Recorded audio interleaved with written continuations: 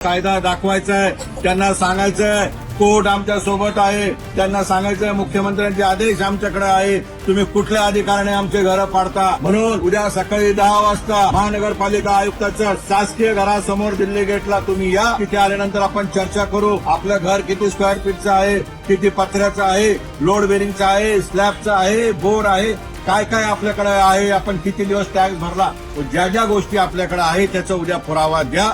तो पुरावा तुमच्या वतीने घेऊन आपण एक महानगरपालिकेला पाठवू, एक माननीय मुख्यमंत्र्यांकडे पाठवू सरकारला, आणि वकील लावून कोर्टात दाखल करू आणि कोर्टाला विचारू, विनंती करू.